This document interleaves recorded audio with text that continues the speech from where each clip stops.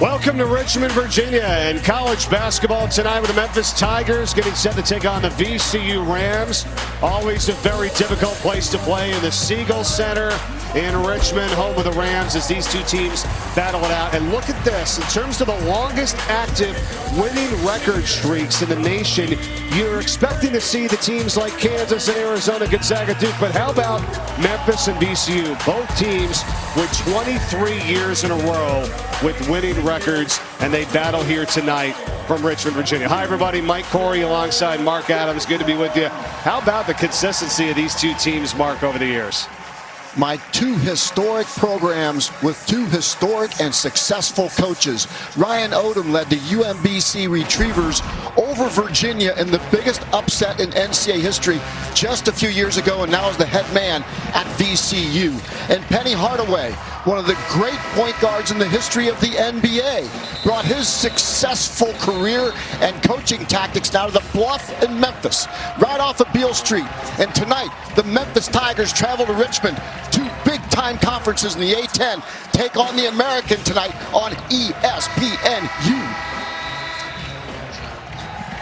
Well, looking forward to seeing this here tonight. VCU's at 4-4, and you've got Memphis at 5-2. How about the Tigers and David Jones? What a season he's having, and what a start for this group. He is a physical bully guard with James Harden-like feathery touch from downtown.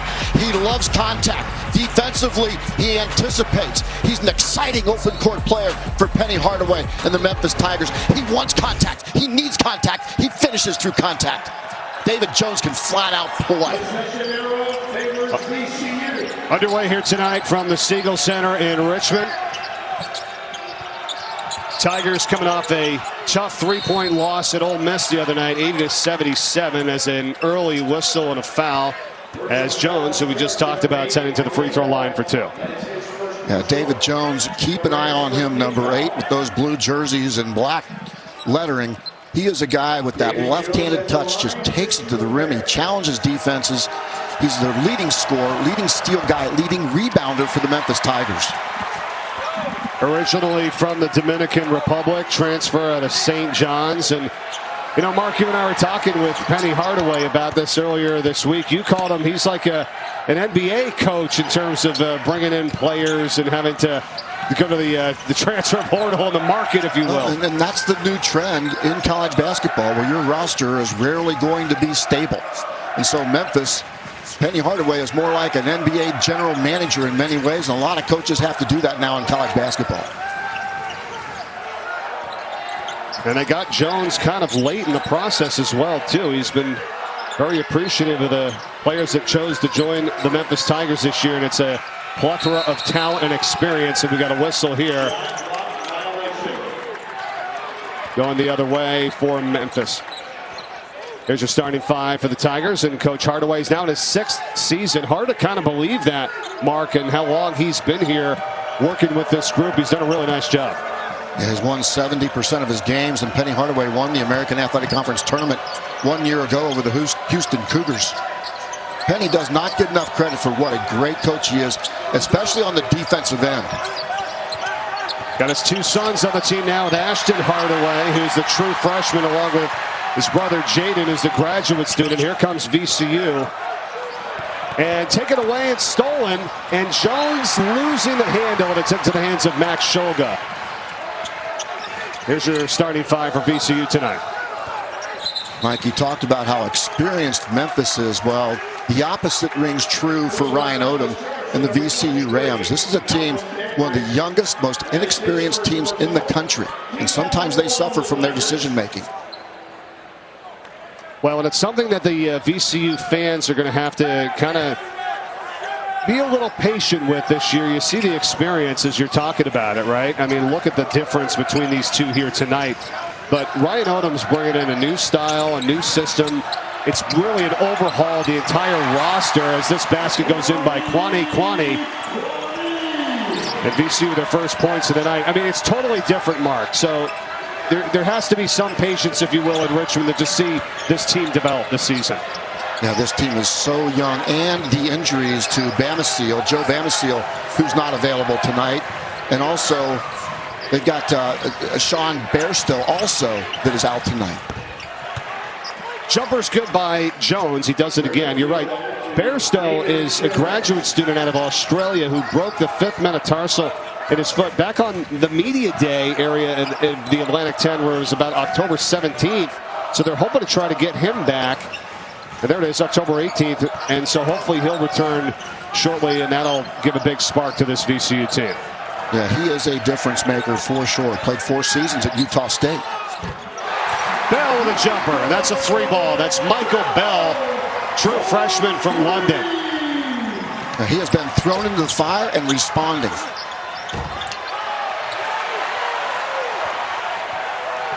I love the Siegel Center. Transition for VCU and count it for Shulga. Now, Max Shulga, one of those guys that does a lot of everything for Ryan Odom.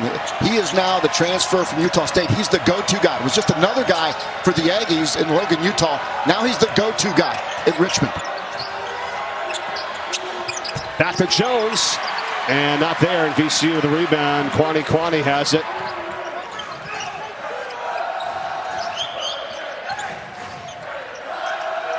Zeb Jackson, number 2, one of the lone returning players for this group from a year ago. Nice little turnaround from Quinerly. Transfer to California, and the graduate student makes it 9-3 VCU. Great news for VCU as Quinerly has struggled, but seems to be hitting his stride tonight.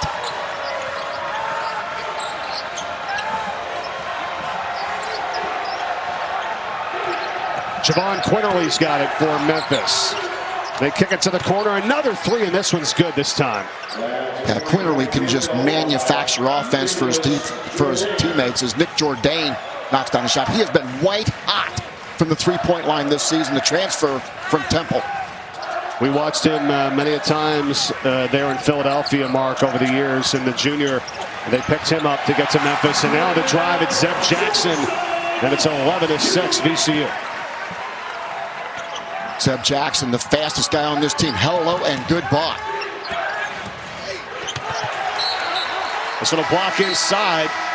Oh, and it's going the other way. So VCU, Furman with a block. And when we return, Max Shulga.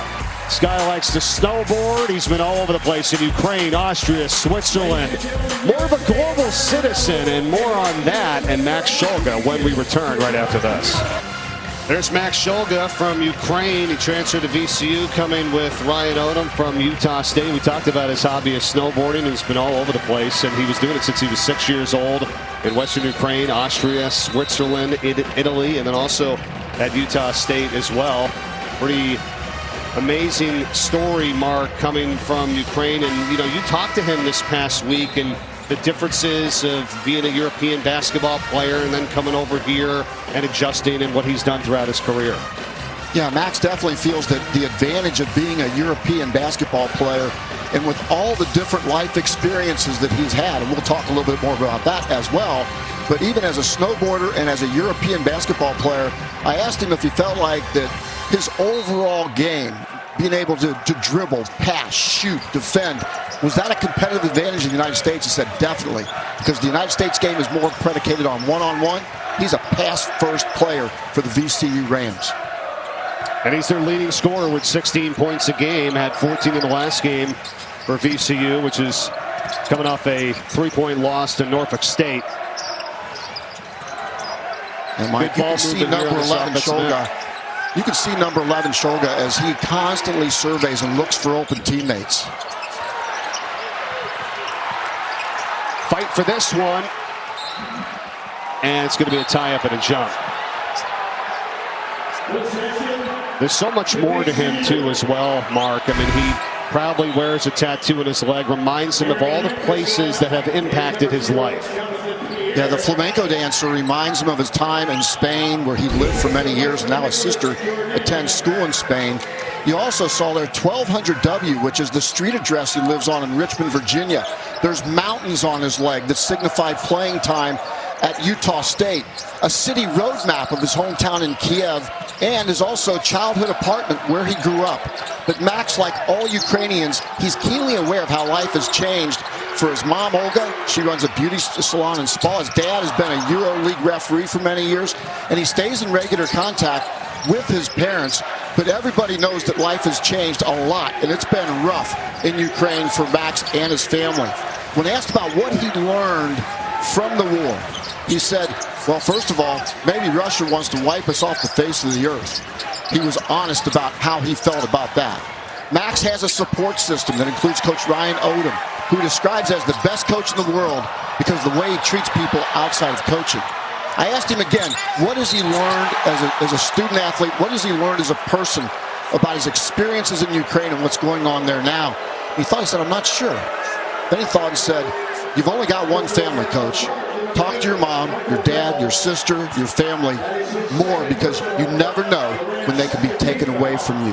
What perspective from Max Shulga from Kyiv, Ukraine. That's very good, Mark. Well said, and he's absolutely right. He's got a great support system, which includes Coach Ryan Odom, who has been awesome to him. And bring him over here from Utah State. The foul is on Bell, which is his second for VCU. And in comes Zeb Jackson back in. At the free throw line is Caleb Mills, and he's been all over the place, right, Mark? Remember the years we did him back at Houston? He was actually a preseason player of the year in the American. Then he goes to Florida State. Now here he is in Memphis. Yeah, Caleb Mills, always a gifted offensive threat. And really was the preseason player of the year in the American when he decided to leave and go to Florida State, and now comes back to the American with Penny Hardaway. Billups on the jumper, and he got it. It's Alphonzo Billups III, the redshirt freshman. Boy, Fats was big in that big win against Penn State where they beat Mike Rhodes, the former coach at VCU. That was a big win for these guys. And Coach Rhodes working with the Nittany Lions now, and VCU's done a nice job of, keeping kind of the family and the culture around this area too. Ryan Odom from Hampton-Sydney, where he graduated, right in the area, and he talked about what he did there at UMBC, and then of course Utah State. Another nice jumper here for VCU. They're off to a fast start, 16-7. Jackson knocks it down. They're 7 of 9 from the field. Yeah, this young team, they understand the opportunity tonight with Memphis coming into their building, and Memphis coming off a demoralizing defeat at Ole Miss, 80-77.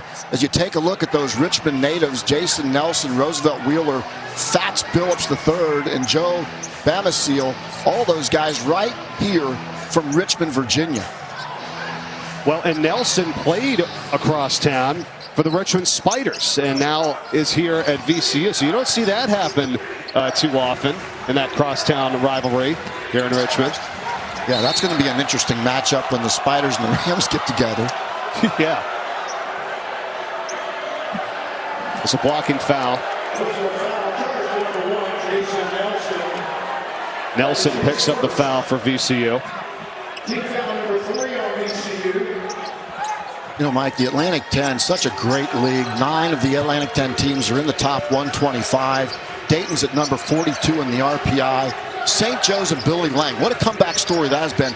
They beat Villanova earlier this year. That's a big-time win in Philadelphia for St. Joe's and for Billy Lang. It really is, and I don't know if I've really seen this too much over the years. We'd have to go back and look, but Villanova has lost to 3 schools in Philadelphia, right? In the Big 5 city series. I mean, they've lost to St. Joe's, they've lost to Drexel, and they've lost to Penn. Yep. It's crazy. We haven't seen that in the Jay Wright era, that's for sure. No, you did not. It would be hard-pressed for one team, to actually knock off the Wildcats the way they have played over the last couple of decades. And then this year, 3 teams out of Philly have knocked them off. But there's a lot of upsets. Yeah. St. Joe's has really struggled, but Billy Lang has that program. That hawk is flying hard now. His wings are flapping.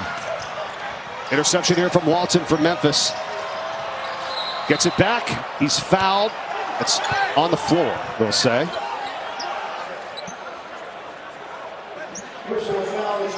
This young team of VCU, they can be their own worst enemies. Right now, they're in a prosperous time, up 16-7, but how do you let a team back in, especially Memphis? Mike, we both know this. Memphis feeds off of mistakes, and Ryan Odom knows that as well. And this team will turn the ball over. That's been their Achilles heel. And Memphis is a team you do not want to turn it over. Well, and it's been those live ball turnovers where you can get down there and get something out of it on the run. And this foul was on the floor and a rebound on the follow. Good job by Memphis here. Crashing the offensive glass. And Jonathan Pierre, who's played just 24 minutes this season, coming into this game here tonight with a total of 8 points. That's a big-time follow slam right there. Free ball, Billups.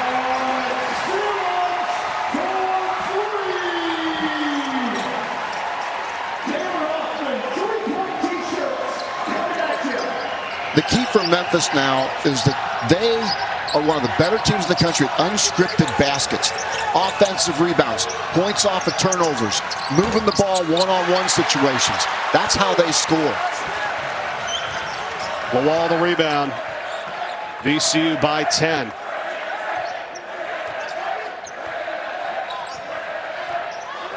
I like the way VCU has gotten into gaps and then given it up long downtown. Jackson misfires. Right on the floor, another foul, and heading to the line is Mills.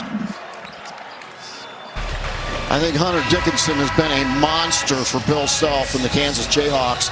There are 7 players in the country that lead their team in points, rebounds, and steals per game. There you see Hunter Dickinson, the monster numbers he's putting up. Kyle Filipowski from Duke, and David Jones tonight from Memphis, one of those 7 as well.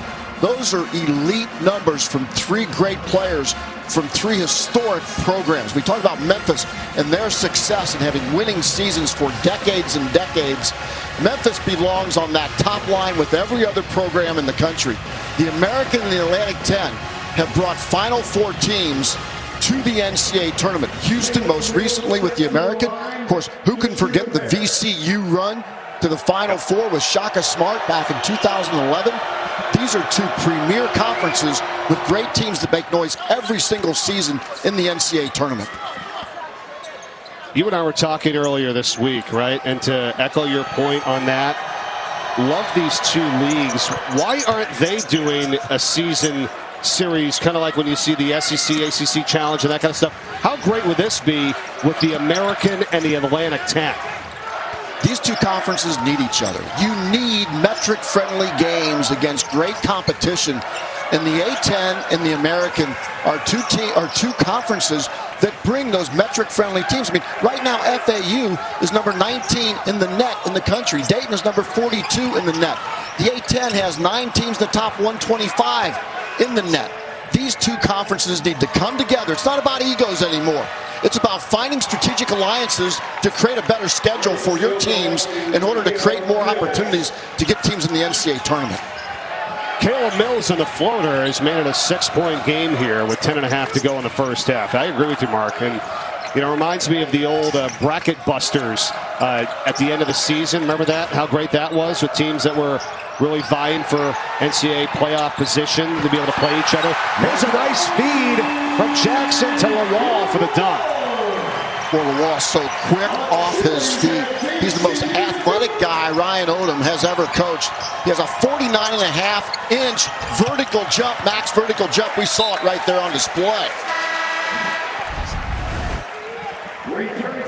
Toibu Lawal, as all defenders come and converge on the ball, Lawal just steps right to the rim, so quick off his feet. 49.5 inches, Mike, in the max vertical. That's the running jump for Toibu Lawal.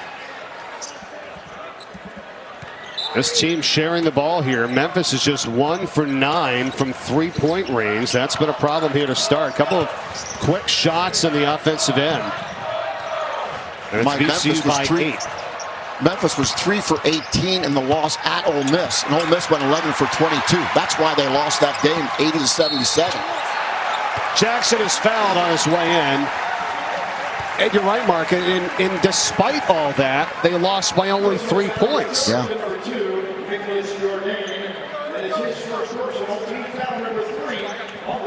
Yeah, I watched that entire Ole Miss Memphis game, and then coming into this game, my greatest concern for the Memphis Tigers was, will they have an emotional letdown after losing by 3? I mean, they competed, Mike. That's how they stayed in the game. Coming up on Sunday on ESPN, the 10th Annual Basketball Hall of Fame Women's Showcase doubleheader at Mohegan Sun Arena in Connecticut. Got #1 South Carolina and Utah, and then North Carolina and UConn, 2:30 and then 5 o'clock Eastern. But in between that, we've got the 23rd Annual WNBA Draft Lottery from Bristol.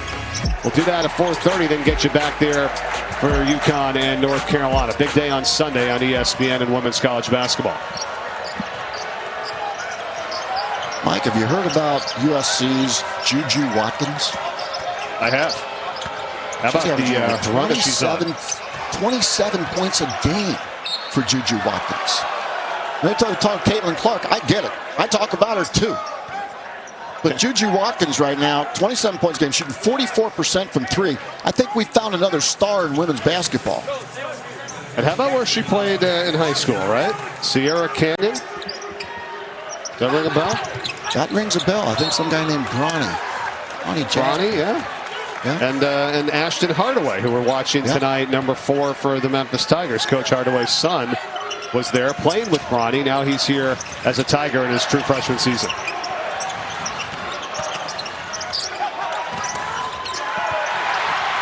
Another steal. And a traveling violation. Time on Billups. Yeah, Fats Billups is anything but fat, by the way. Yeah, right. He can really run the floor.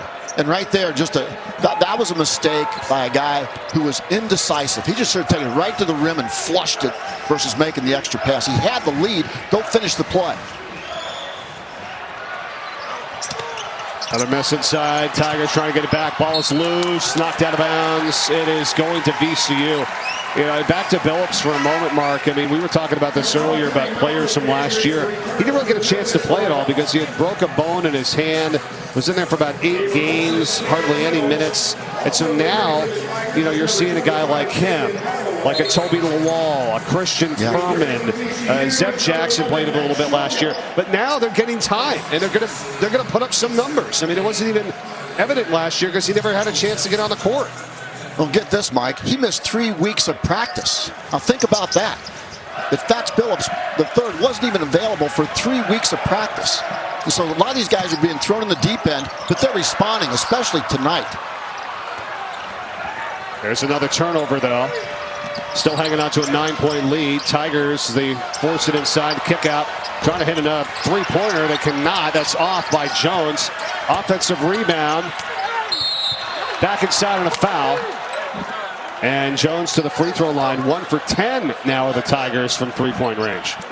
So, Mike, it's well documented that Memphis is struggling from the three-point line. 3 for 18 in the 80-77 loss to Ole Miss. They're 1 for 10 tonight.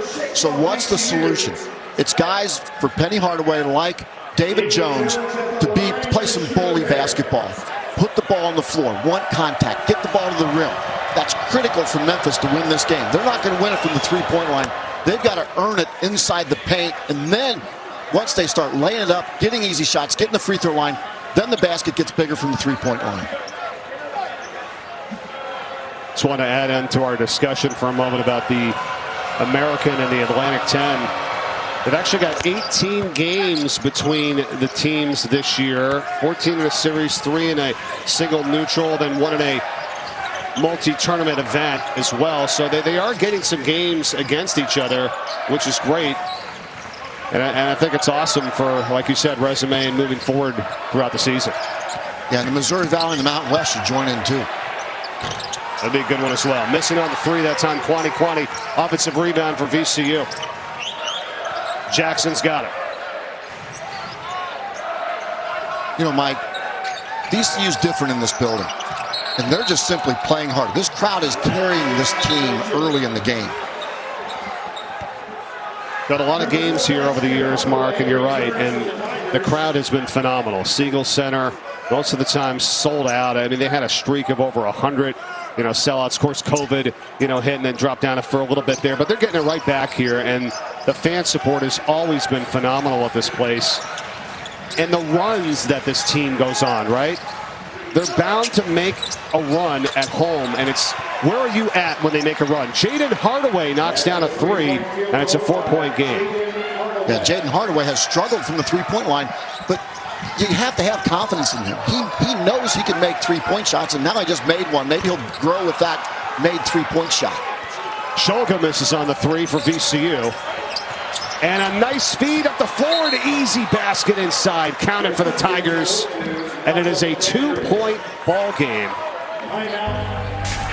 V Week here at ESPN. We partner with the V Foundation to highlight the urgent need for cancer research. Please join the fight against cancer visiting v.org/donate. 100% of your donation goes to cancer research.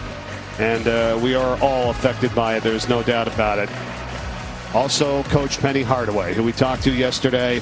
His mom, Faye, who has cancer right now, has been battling multiple illnesses, and what a fighter she is. She actually lives with Penny Hardaway right now, Coach.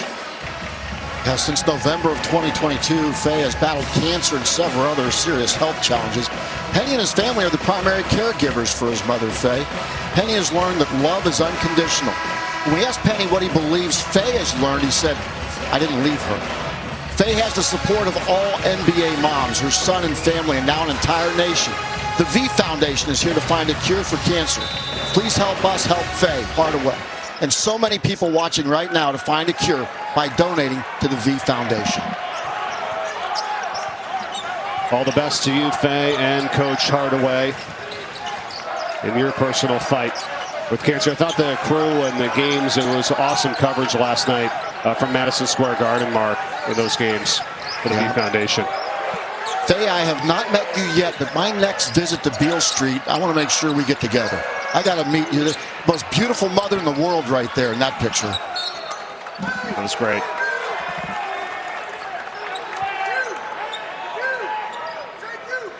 Memphis has that spurt ability factor, Mike. They're down by 10. All of a sudden, they're down by 2 and ready to take the lead on this possession.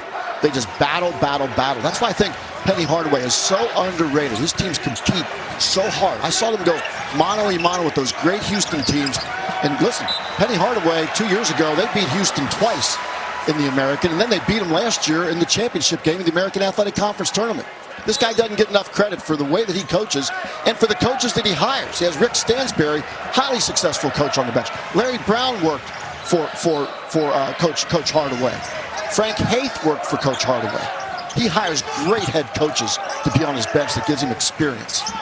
No, he really does. I mean, he told us about it yesterday, and how much that helps. Some people you think would be, bringing in some, coaches or people that maybe know a little bit more or have more experience, and you look at that like in a different way. No, he wants these people here. There's Stansberry, to bring that experience and expertise and help, because it's a team effort. Like you said, you're not winning 20-plus games and knocking off some of the best teams in the country without a great staff.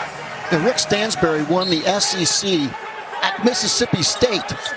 Think about that for a minute. Right. When was the last time that happened?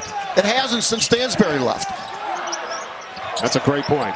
Here's a 3-ball on the way from Lawal. That is no good. And rebounded by the Tigers and pulled in by Hardaway, Jayden Hardaway. Coming up on 6 minutes remaining in the first half. It's a 2-point game. Oh, what a feed. Not anymore. We're tied. And Dandridge throws it down. Yeah, Malcolm Dandridge is involved in the offense. He's such a gazelle. He's a runner in the open court, and he's outrunning the bigs for VCU. That's an effort play by Malcolm Dandridge.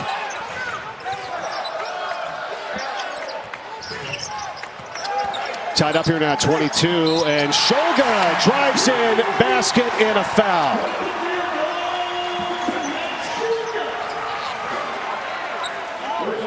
Now, Malcolm Dandridge is really running the floor hard as he runs right past the defenders, shows his hands right away, and finishes. Now, on the opposite end, here's Max Shulga right here. Goes right at Dandridge, right to the shot blocker's chest, and he finishes with authority.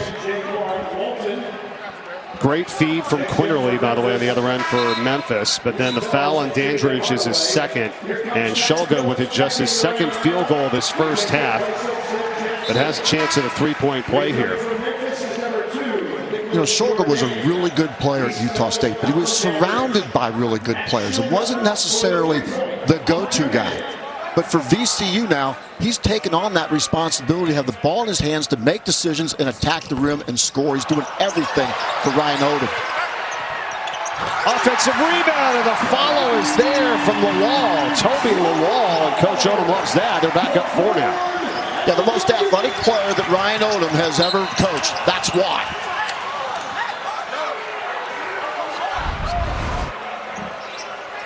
Toibu Lawal just jumps up over a 39-inch vertical jump standing, a 49.5-inch vertical jump running.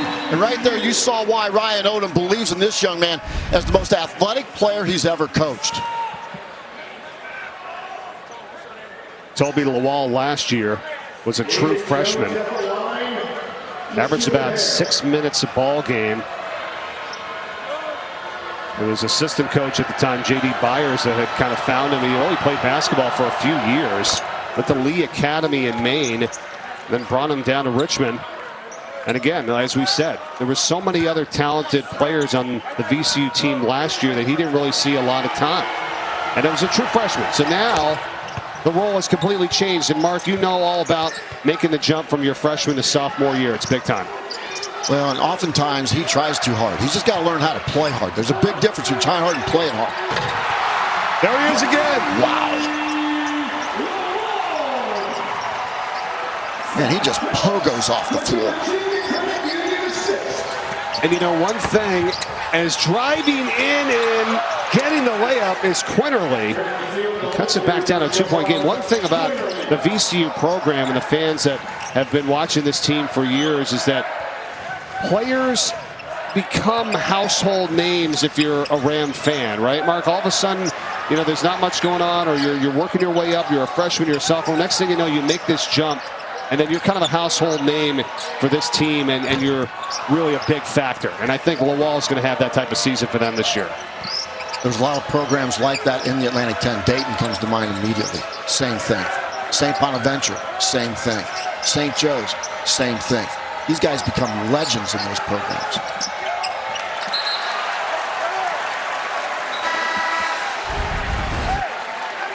Well, let's have some fun. Let's have some Toibu Lawal fun. Get up, Toibu Lawal. Dude jumps. Wow.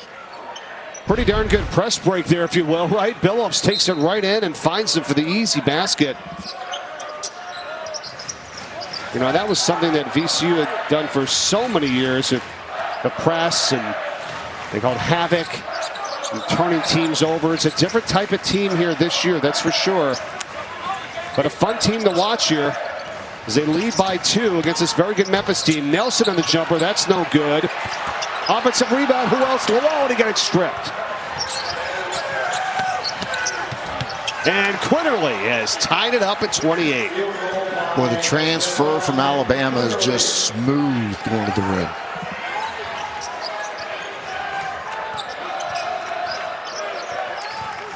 Started his career back at Villanova. 5th-year player. Out of Hackensack, New Jersey, number 11, Jahvon Quinerly from Memphis. We're tied at 28. 3.5 to go in the first half. Nelson, the shot clock is down to 4. He trips and he's fouled. We'll call it on Quinerly. This is what we were talking about with the minutes from last year because of all the players that, you know, VCU had with the Ace Baldwins, Jalen DeLoach, Jaden Nunn, Nick Kern, Brandon Johns, and that was the starting 5. These guys were all kind of role players. Zeb Jackson was coming off the bench and scoring about 5-6 points a game, played about 18 minutes, so there you go. And here's the others, though, with Lawal, Billups, and Furman, and what they're going to do for this team this year for Ryan Odom. Well, and then add Bamasil, potentially and Bairstow to this roster. Right. Then all of a sudden, VCU becomes really deep and really good. Billups pulls up and he hits, and VCU's back up by 2. really impressed with the athleticism and length of VCU. Their average size is 6 feet 6 inches, and they've got 5 guys with a vertical leap of over 40 inches. They've got wingspan guys that are 7-foot wingspan and more, multiple guys that have wingspan like condors. Mills tries to take it in. A lot of white jerseys there, though, and he lost the handle. And it's recovered and put in by Jones. Now, Jones is starting to exert his will. We saw him go to the free throw line, get his rhythm. Remember when he missed that three-point shot, Mike, and said about, got to take the ball to the rim? He's been doing that. He got to the line, and then that time just out-physicals everybody. VCU's been able to stay with it on the offensive end. As the offensive rebounding as Lawal throws down a miss from Shulga. They've got 8 offensive rebounds now and 5 second chance points. What's the record for dunks in one half for VCU Ram? I'm sure that's in the notes somewhere there, Mark. We'll find that. We need some help, Drew Dickerson at the A10 office. We need some help. Yeah. I'm waiting for a text here now. Go ahead. Well, 3 defenders come right to the ball, and so the backside, there's nobody there to block off. Lawal reads it perfectly, just goes right to the rim. Look at all the blue jerseys surround the basketball. That means the backside boards are wide open for Lawal. Already at a season average here tonight with 8 early first half points. Billups has 8 as well for VCU. Working inside for Furman. Knocked away, stays at VCU with 7 to shoot. Well, this game has been tight the entire way. Now, Ryan Odom knows something about winning big games as he led the UMBC Retrievers to the biggest upset in NCAA history over #1 seed Virginia. Nice runner from Jackson.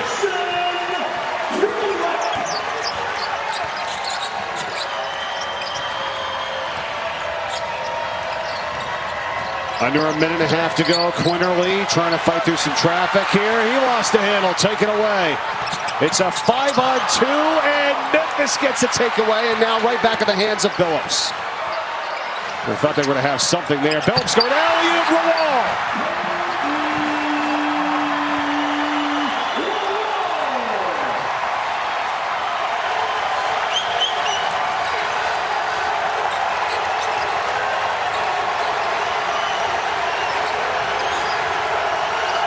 Now will Memphis have poised to get a good shot? Yes, they will. That's a good one, right? Mills on the baseline dunk. What a matchup here tonight. 40 seconds to go in the first half. Going to foul the backcourt. That's going to result in free throws. Not a good foul there by Jones. Well, Lawal just has a great nose for the ball, where it's going to be, when it's going to be there. As you see David Jones take a chance, and Lawal just goes right to the rim again. And boy, his teammates are finding him time and time again. And again, look at the blue jerseys, how ball-centric they are. Look how everybody's looking at the ball. And Lawal, when he sees the backs of guys' heads, he's going right to the rim. Smart basketball by Toibu Lawal, and great recognition by his teammates at VCU. Pardon me, they had a foul to give, so that was a 16 foul by Memphis. And now the clock at 30 seconds to go first half. Shot clock at 20. 10-second differential here for VCU with a 4-point lead. Well, every time there's dribble penetration, Mike, those blue jerseys get sucked to the ball, and Lawal just goes back door. Yes, it's happened a lot here in this first half, and almost an offensive rebound again from Furman. Instead, it's Memphis. They had about 10 seconds to work with, and they throw the ball away. Look at all the blue jerseys that are just watching the basketball. And Lawal's right along the baseline. He just sneaks behind and is going to go right up. Everybody's looking at the ball. When you see the back of a defender's head, what do? You go right to the rim. And that's exactly what Toibu Lawal has done time and time and time again. Great call, Mark. 9th turnover for Memphis here. We got 4 seconds remaining in the first half. A chance for Lawal. Can he get it off? I believe he did, but obviously short, and that's the end of the half. Great game here tonight from Richmond, Virginia, the Memphis Tigers, the VCU Rams. VCU with a 36-32 lead Dallin Cuff and Sean Farnham in the studio. We'll get to them after this break with a halftime report. We're back in Richmond, Virginia for tonight's matchup with the Memphis Tigers and the VCU Rams. 4-point lead for VCU. So we get back to the Siegel Center in Richmond on this Wednesday night. Good to be with you, everyone. Mike Corey and Mark Adams. Let's get right to it, Mark. It's a dunk fest here tonight. Dunk contest. It is a dunk fest, Mike. There are more dunks in this basketball game in the Siegel Center than what you'll see at the Iowa State Fair. More dunks than my breakfast with multiple donuts this morning. More dunks than Christmas presents Mike Corey has under his Christmas tree for his daughter Lainey. He spoils her, and we are spoiling you tonight on ESPNU. Dunk after dunk after dunk after dunk after dunk after dunk. 16 dunks. 16 dunks in the first half. 10 by VCU. 6 by Memphis. It's a dunk fest. Beware Tim Hortons tomorrow. I'm coming at you to get some more donuts. You're a Tim Hortons guy? I'm a Dunkin' Donuts guy. Look at this. Well, a lot of high percentage shots, Mike.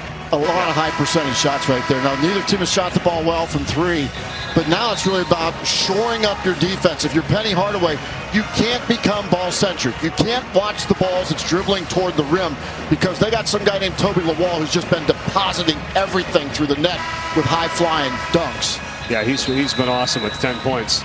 And thanks for that, Mark. Laney's going to want to now dunk the ball in the basement tomorrow with her. She's got the basketball hoop. She loves it. She watched the other night. She goes, Daddy, your microphone was scary because it was too big, but I liked your tie. I was like, oh, thank you. I appreciate that. You are a true girl dad, and I'm sure she's enjoying it like all of us are tonight. Yes. This is a great matchup here. The Tigers and the Rams. Coach Onum's second half. They lead by 4. Got off to a really good start. What do you think here second half wise? Let's start with VCU, what you saw from the Rams. Assess their play first 20 minutes. Yeah, I thought VCU brought more energy consistently in the first half, and it showed that effort got them some easy baskets. I think that defensively, they've just got to do a better job of making sure they don't give up second chance points, get back defensively, and no live ball turnovers. That's the biggest Achilles tendon for this team. When they give up live ball turnovers, any team would be in deep stuff. This young team will not win if they turn it over in live ball situations. 9 turnovers in the first half. Memphis with 10 points off those 9 turnovers. And it was a 10-point lead early as Quinerly's able to get in there for the 2. And they had led 19-9. That was early on, 11:58 to go in the first half. Largest lead of the game. Memphis is led by 1. And that was at 3-2 back 2 minutes in. Mike, the thing that I've always found difficult to do in coaching young teams is to ramp them up for the second half when they've given you everything in the first half. Can they replay that type of effort in the second half? Sure. 3 ball in the way from Shulga. That's not there as the shot clock expires. Offensive rebound, Bell. And now Zeb Jackson back to Shulga. And a foul is called. Yeah, Memphis is showing some matchup zone coming out at halftime. And so what do you do if you're VCU? Double down on the offensive glass. We just saw one offensive rebound right there. Memphis doesn't block off well, out of the matchup zone. Watch for VCU to get after the offensive glass. So Quinerly picks up his second personal foul from Memphis. VCU possession, second half underway. 1 minute gone by, and another foul.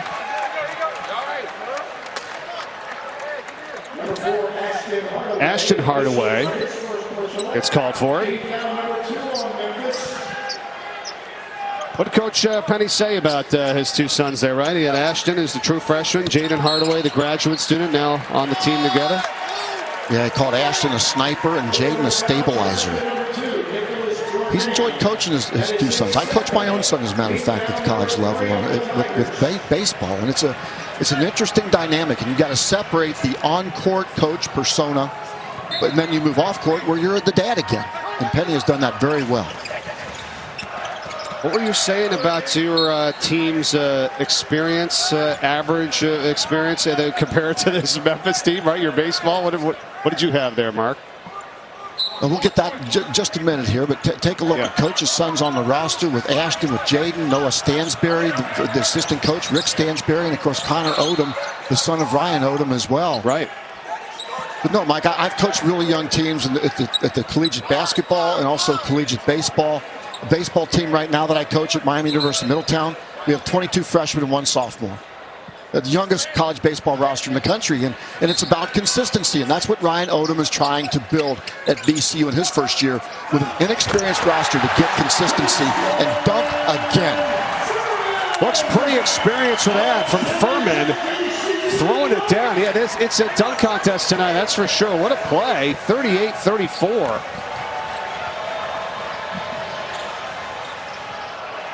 Floating runner again, Quinerly. Yeah, Quinerly, 2-foot jump stop, didn't go in to the shot blocker, just made a nice, simple decision. Well done by Jahvon Quinerly, the transfer from Alabama. He's got 8 points here in this game. 2 minutes gone by in the second half. They work it back out to Jackson. Looking for maybe another dunk for Furman. Instead, it's a 3-point ball that's off the mark and rebounded by Dandridge for Memphis. Zeb Jackson should have shot that ball. He is wide open from 10 feet.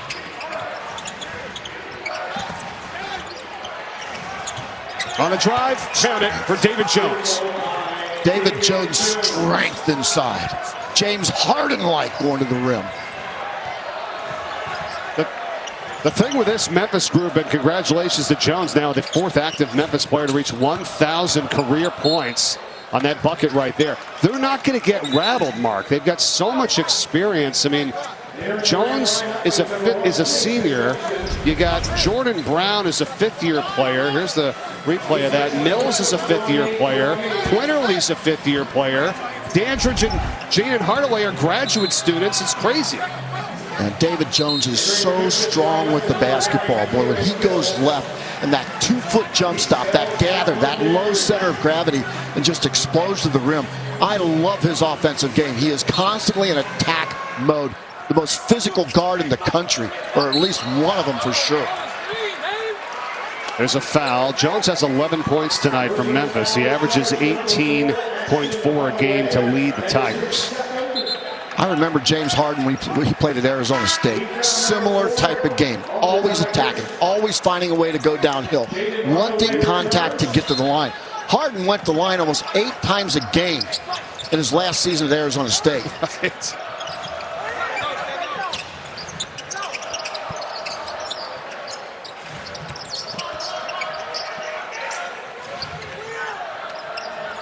Over to Jackson. Shot clock inside 10. Feeds it, another opportunity for Duncan. It's blocked. Inside. Jordan, and then they get the follow, and Furman's there, sticking with it. Now, VCU has just played with so much energy tonight.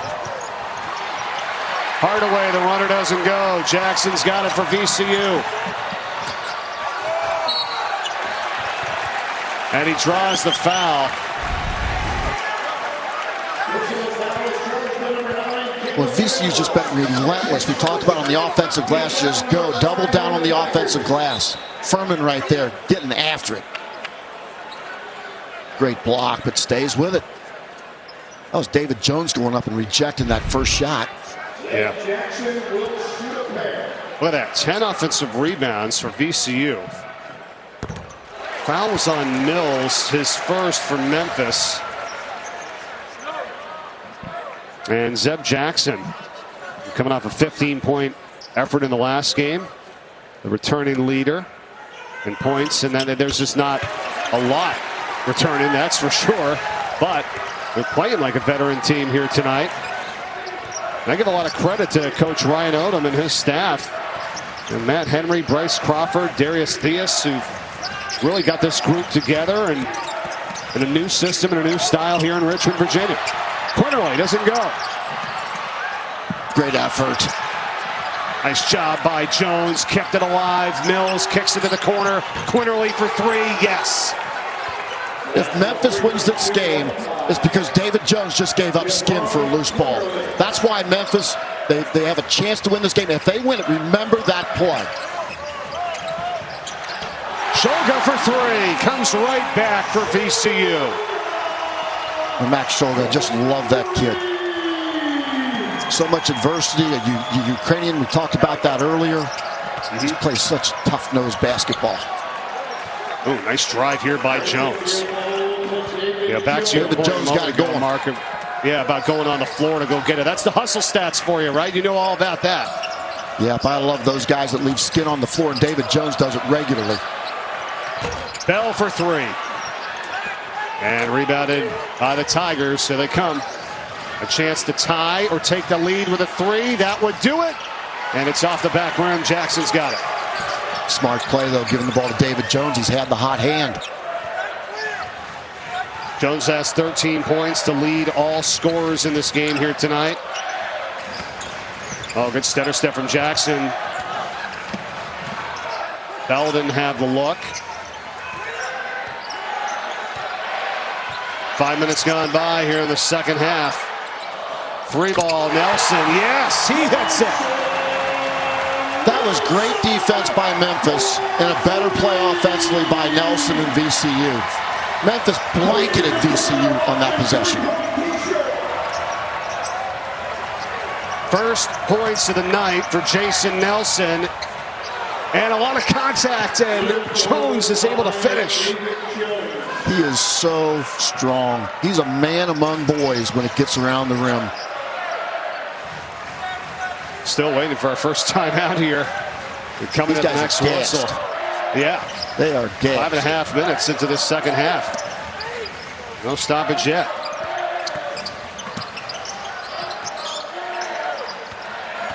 Shulga.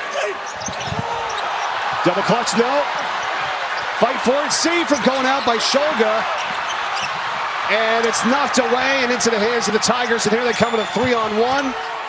And no foul call. The ball is knocked out of bounds. It's going to be Memphis possession when we return. How about all this action here? Coach Penny Hardaway, obviously an NBA legend. And, you know, when you talk about college basketball today, you're going to build your roster much like a general manager in the NBA. Jahvon Quinerly, he came late to this program, the transfer from Alabama. Caleb Mills from Florida State, also a guy that came late. And so how do you build culture on a team of a bunch of guys who typically are looking to play in the NBA? Let's watch this play. Caleb Mills comes out with the ball at the top of the fast break. Watch Jahvon Quinerly at the bottom of your screen. Sprints, he's wide open. But Caleb Mills doesn't give him the basketball. He's got David Jones behind him too, and instead Mills decides to shoot the basketball. Ball goes out of bounds. Watch Quinerly right there. Everybody's moving back toward the bench, and Quinerly's like, what the heck just happened here? I was wide open. Now that's culture right there, and that's something that Penny Hardaway and his coaching staff are going to be well aware of, and those are the things you have to fix in order to be a great college basketball team. And Penny Hardaway has done a good job of mixing and matching different players and bringing them together and having them play in a team. But Memphis has also self-destructed at times over the last 6 years. But this is a team of veterans, but that is a teaching moment for this basketball team. Yeah, I agree, Mark. You throw that up on the film review for sure, because that was a 3-on-1, right? And then they don't end up getting anything out of it here. And now it's VCU possession. Well, you had your best finisher in David Jones trailing the play, and then you had Quinerly on the left-hand side. And that could have helped their dunk contest stats, because they're trailing VCU right now, right? It could have been a nice little behind the back for an easy dunk.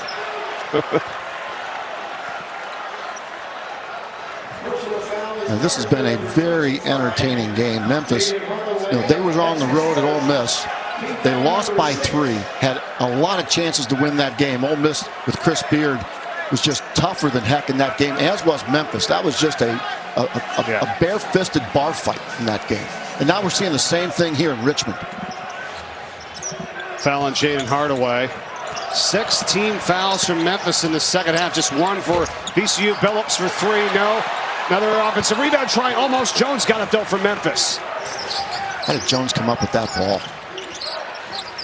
He's been all over the place here. Jalen Young's got it. Feeds it inside. Foul called. That's going to be Mills going to the free throw line.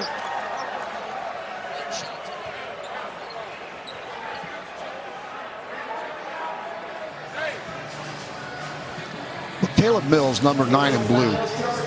is a supremely gifted offensive player. Watched him when he played for Kelvin Sampson. Houston absolutely loved him. Went to Florida State, played for Leonard Hamilton, had to score on a team that really wasn't very good.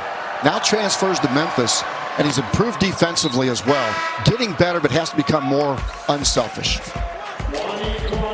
Number 1, Arizona in action. Wisconsin. This is coming up on Saturday. That's at 3:15 Eastern. Then we follow it up with Missouri and Kansas at 5:15 on ESPN. Coming up this weekend. We're just on our conference call this afternoon, Mark, with ESPN. And what are we, in week 6 already of the college basketball season, they said, if you can believe that? And can't wait for that Wisconsin-Arizona matchup. Greg Gard and Wisconsin doing what Wisconsin does. They just beat Michigan State 70-57, and Arizona with Tommy Lloyd. They beat Duke and Michigan State earlier this year. Caleb Love, keep your eye on him, leads the Arizona Wildcats in points, steals, and assists in that great matchup of Arizona versus Wisconsin. How about UConn last night with a win over North Carolina? They had almost beaten Kansas on the road. They would have been undefeated. Pretty amazing start to the season for the defending champs already. And inside, the ball is now thrown down by Lawal. How many times have we seen that tonight? About 6 by my count. Maybe 7. It's all his points and dunks. He's got 12. Yeah, all of them are dunks. At least 5, yeah. 3-point lead for the Rams. Three-pointer, not anymore. Tied up. David Jones does it again. He's got a game-high 18. We're knotted at 50. Boy, is he a go-to guy. Started at DePaul, went to St. John's, now at Memphis. He has found his home in Memphis, Tennessee. That dude can just play, and Penny knows how to coach him. Gives him a lot of opportunities to score. He's right at his average right now. Kick out. Billups relocates. He misses on the 3. Now Memphis has a chance to get the lead for the first time since 2 minutes in, and Jones misses on the 3. Lawal's got the rebound.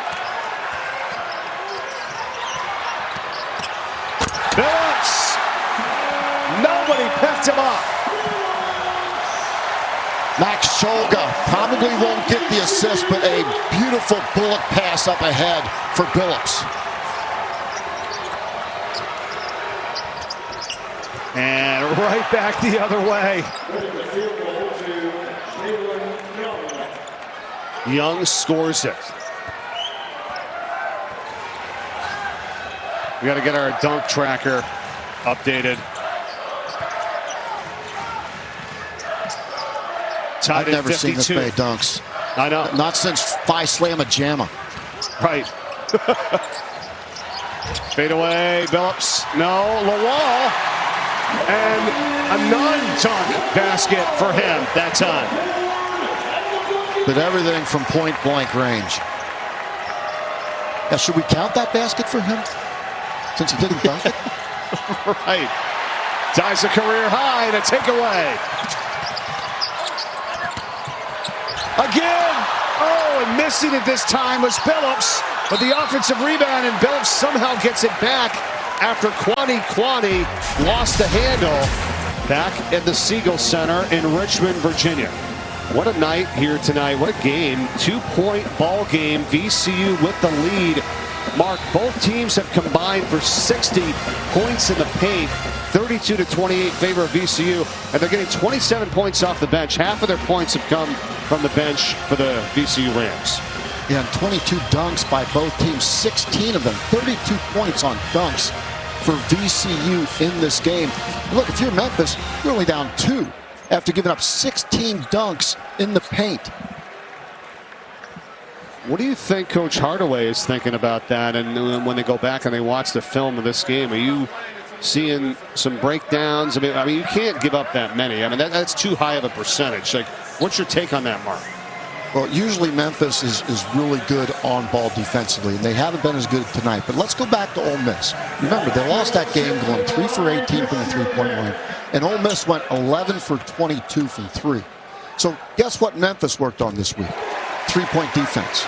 Sometimes, you know, when the yang isn't quite balanced up with the yang, and you go overboard in one area, you can get exposed in another. And look, VCU is long. Their average height is 6'6". They've got condor wingspan among multiple guys, and they are just beating Memphis up on the offensive glass and attacking the rim. So right now, you've got to take away the three-point shot? No, you got to take away the paint. Well, let's see what happens here on this possession. The Tigers have it down by 3, almost halfway through the second half. 3 ball for the tie. No. Oh, offensive rebound, but falling down. It should be a travel. Yes, that's the call. Not that you're not concerned with Dandridge there, who had it, but that is a travel. You know, Mike, I'd like a rule change here. When a guy falls down, he's not gaining any advantage by sliding along the floor as he hurts his tailbone. You know, right? And I understand the rule. You call it a walking violation there, but it's not. I think a guy should have the opportunity, if he falls down, to fall down, stop, and then if he rolls over, okay, that's unfair advantage. Otherwise, I think you should be able to play through it. Okay, you obviously can't get up or anything, so you're just saying that he goes down, then you pass the ball or do something, right? Yeah. As opposed to call timeout, yeah. Whatever. Yeah, I got you.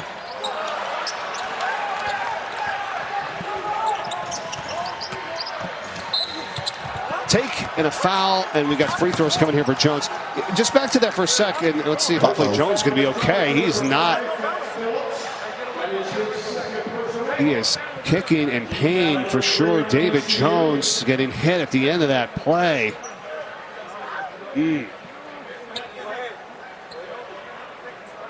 Oh, and he has played so well for these Memphis Tigers. The leading scorer, leading rebounder, leading steal guy.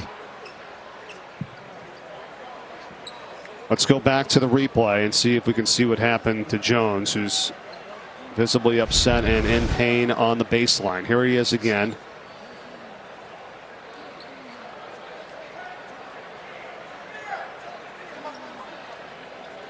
Left ankle, potentially, Mark, coming down awkwardly.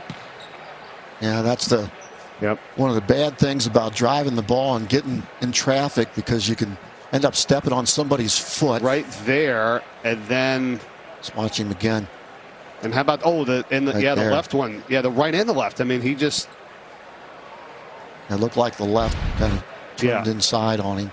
Hopefully, it'll be a quick resolution to this, because he's so important to this Memphis team. So much fun to watch. So dynamic. Boy, this is good news. Oh, there you go. Up and at him there for David Jones. What a night he's had. 18 points, 6 of 13 to the field. The top player for this Tigers team, and he wants to get right back out there. Let's see what Coach Hardaway and company will do. I believe he's going to have to come out. Since the trainer came out, he'll have to take at least sit for a second out. Right, they're going to have to sub him out. And we'll see when he gets back in. Balancing act here, Mike. When you've got an ankle like this, how long do you keep him out? You take him back, tape him up, which it looks like that's probably what they're going to do. Yep. And then will he be able to come back out after sitting out for a few minutes? Will that thing be warmed up enough for him to come out and compete? We'll just have to wait and see. All right, so big factor here in this game now, and 9:50 to go, and the top player in the contest, Jones, we get that ankle retaped. We'll see what happens when he returns. So taking the free throws is going to be Malcolm Dandridge. Well, now a guy like Jahvon Quinerly is going to become very important to this Memphis offense, because he's a guy that can carry this offense. He can make plays. He can make his teammates better. He's got a shooter in the game right now in Jahvon Hardaway. He's got Malcolm Dandridge inside. That's a guy that can make plays around the rim. Quinerly is the guy to look for now offensively with David Jones out of this game.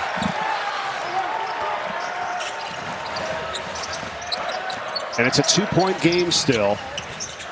And if you're wondering why Dandridge was the one that took the free throws, an injury to a player on that common foul who cannot shoot the free throw, which was Jones that time. The opposing coach gets to select one of the other 4 players on the floor to shoot.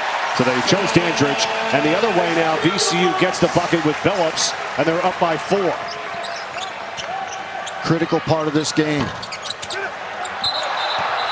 And a missed three-pointer. There's going to be a foul here. Let's see if this is on Memphis. And Young, who's saying, nah. And he picks up his second. Yeah, Jalen Young, the transfer from UCF, scrappy guy defensively in there to bring some energy. Now he's going to sit with that foul.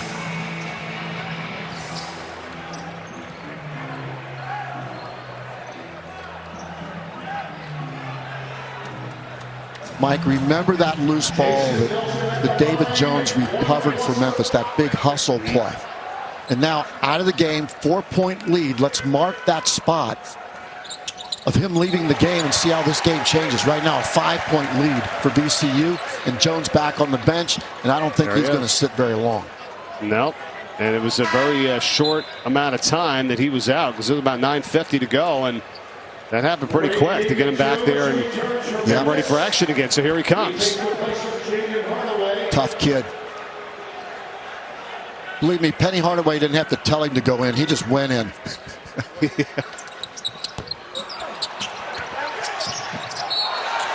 That's off of Memphis. Stays at VCU with a 5-point lead. Now, David Jones has just been so good, not just tonight, but all season long. The leading scorer for the Memphis Tigers. Like, I just love his ability to make shots and create shots, especially in traffic. He's so aggressive. He's so willing to take the bump and finish. And he's back on the floor, and a missed three from Quinerly, and here come the Tigers now. Quinerly kicks it. Mills, yes, hits the three ball. That's the value of Jahvon Quinerly. He knows he has to make plays. He knows that his teammate David Jones might be a little bit hobbled. Right there in attack mode, finding Mills wide open.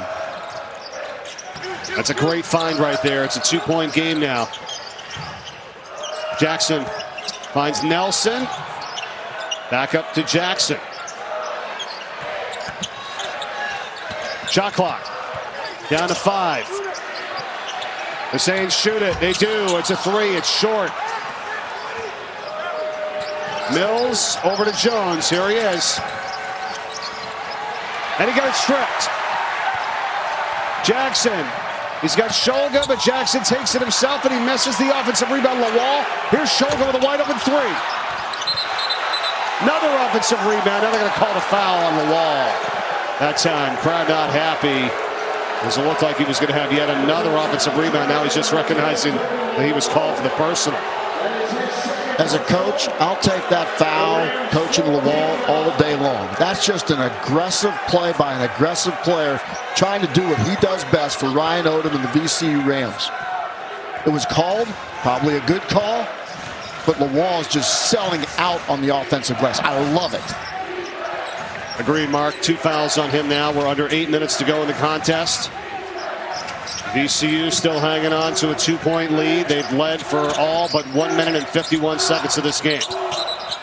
Ball inside. Dandridge. He misses the dunk, and there's a foul call. It's going to be on Lawal. That's going to be his 3rd, and we've got a timeout. 2-point ball game in Richmond with the Tigers and the Rams. We'll be back. So Memphis fans, I got some good news and some bad news. First, the good news. After giving up 11 for 22 at Ole Miss from the 3-point line, really solid defense tonight against VCU. But 16 dunks, 19 for 32 from 2-point range for VCU. VCU, I've got some good news and some bad news.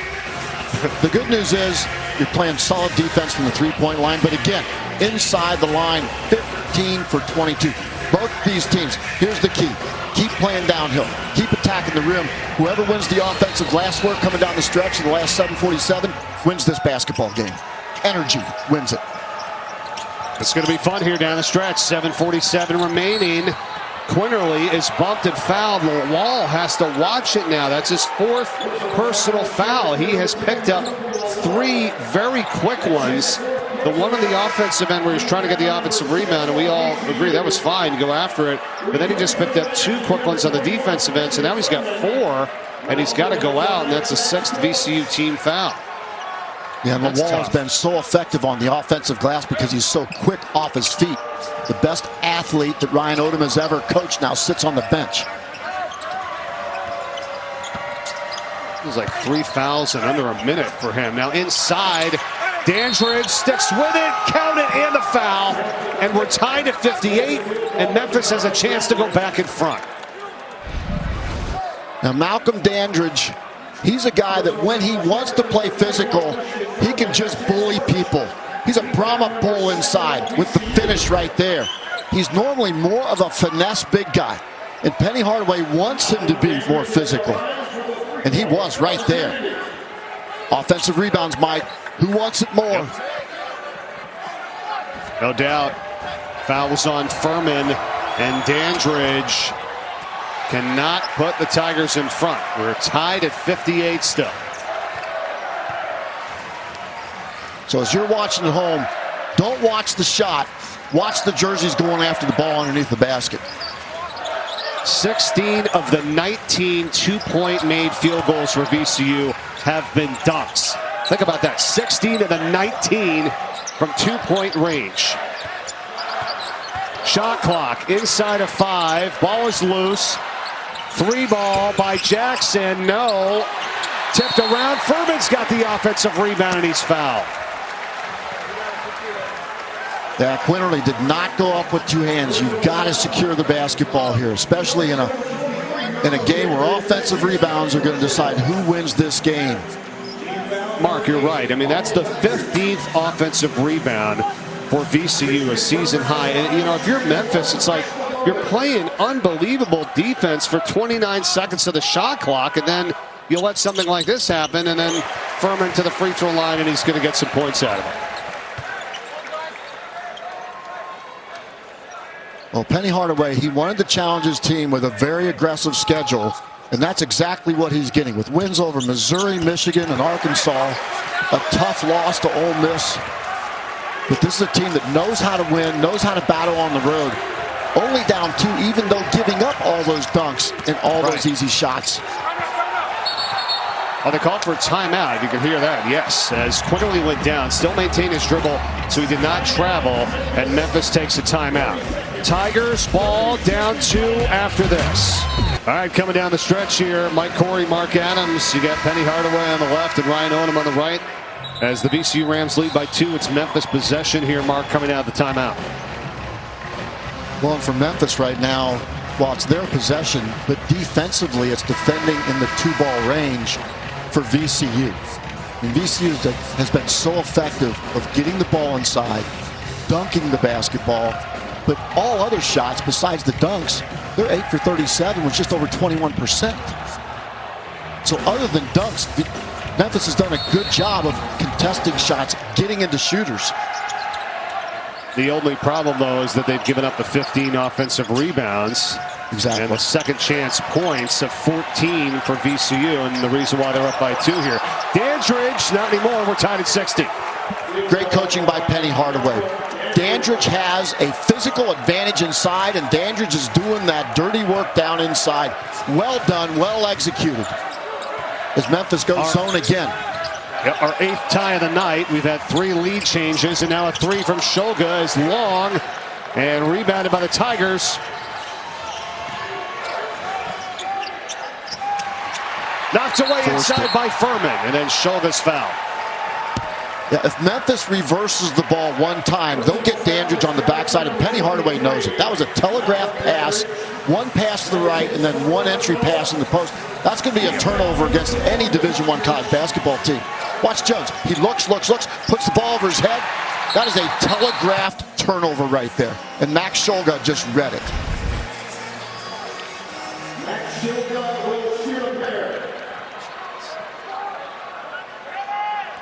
Shulga with 7 tonight. Comes in averaging 16 for the season to lead the Rams in scoring. The NBA in-season tournament semifinals begin tomorrow in Las Vegas. 5 Eastern, got the Pacers and the Bucks. Coverage begins with NBA Countdown at 4 Eastern on ESPN and the ESPN app.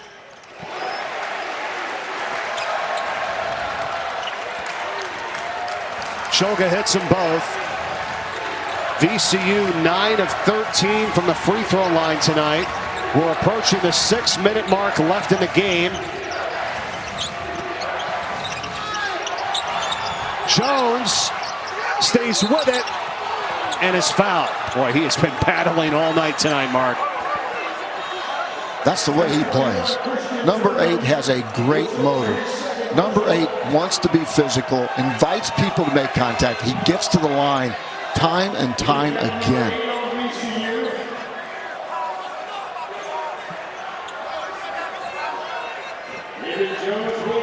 A lot of people have tried to force him right, but the kid is just so strong, he can bully his way with either hand.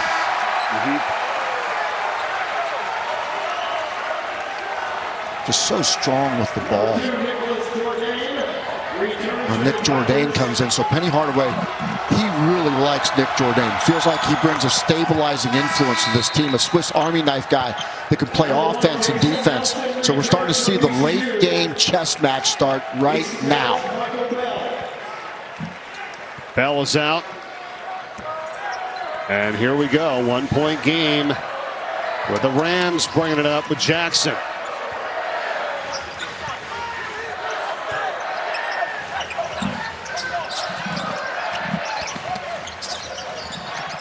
Billups, keep an eye on Christian Furman, pass. number 21 inside. Keep an eye on number 21 inside, Christian Furman.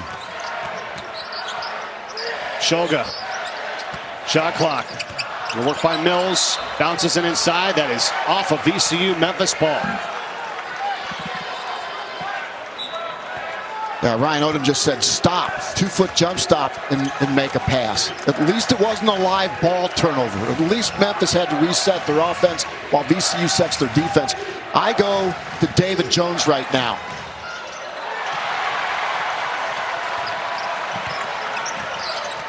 All right, back the other way for the Rams here.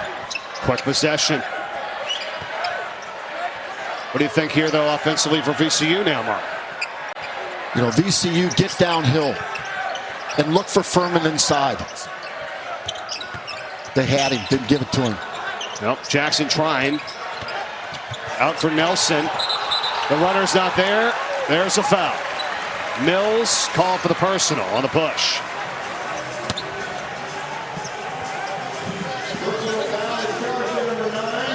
Well, one thing about Nelson, he's not afraid of the big moment. We saw it right there. Putting the ball on the floor, attacking the basket. And now Jason Nelson will go to the line.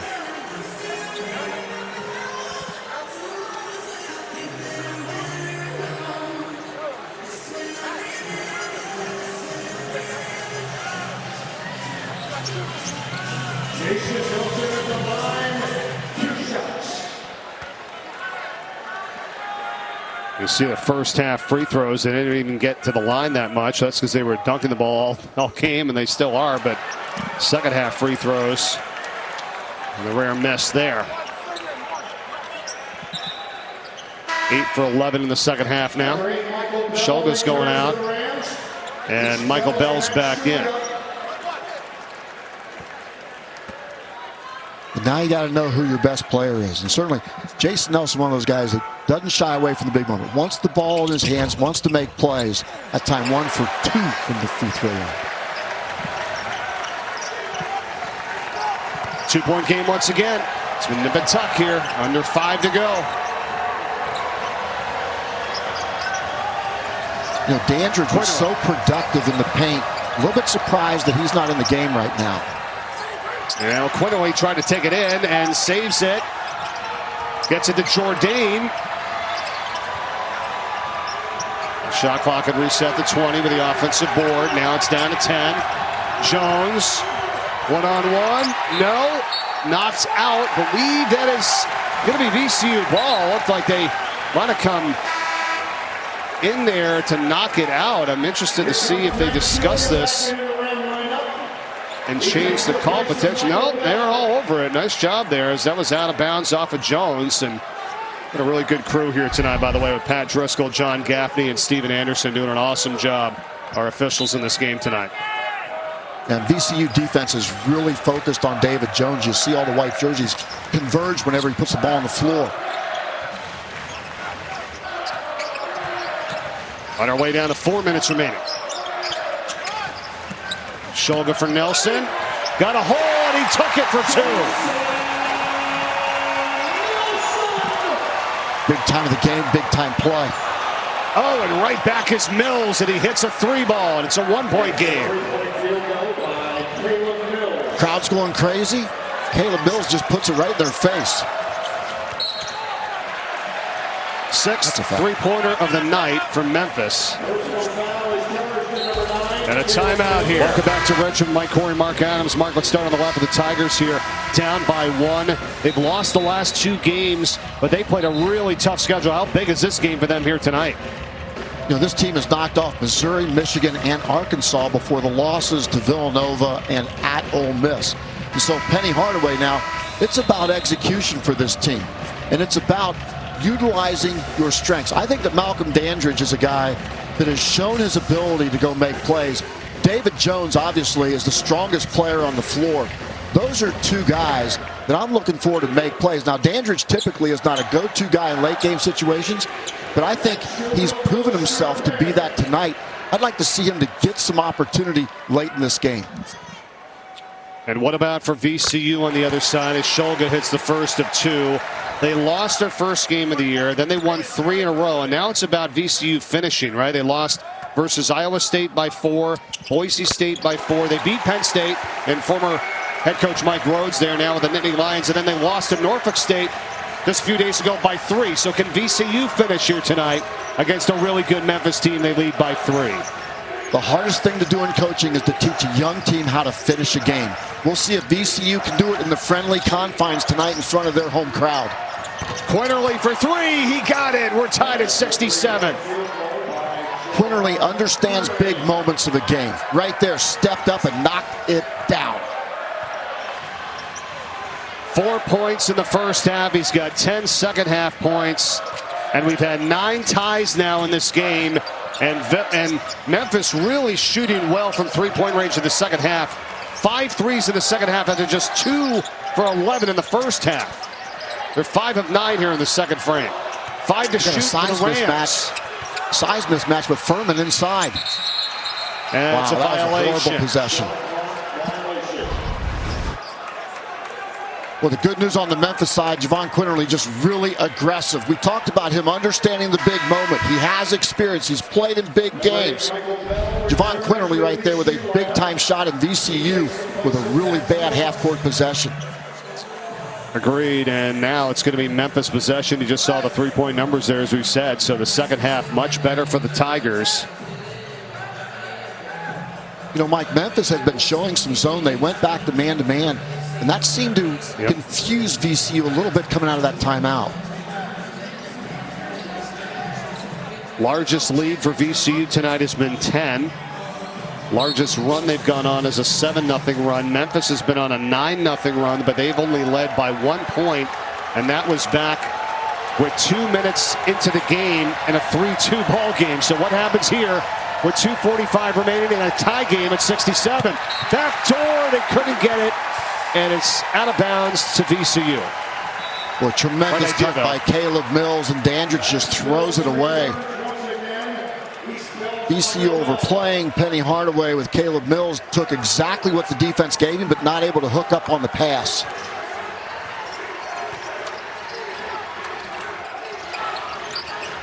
Down to 2:35 left. Nelson's been aggressive off the bounce. Watch number 1 in white. Jackson. Good fake, but he couldn't finish. Tapped it back out, but it's right to Mills, and he got fouled.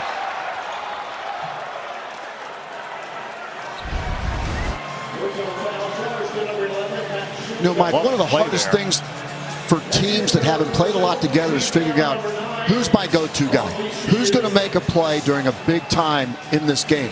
Now, Max Shulga has been part of that go-to mentality.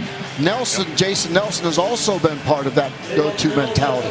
Those are 2 guys that have to want the ball in this circumstance. Zeb Jackson, good move, didn't finish. You got to know who can make plays coming down the stretch. Mills is now 6 of 7 from the free throw line tonight. And there it is, first lead since 2 minutes into the game. 68-67 Memphis. The foul is on Shulga, his 3rd.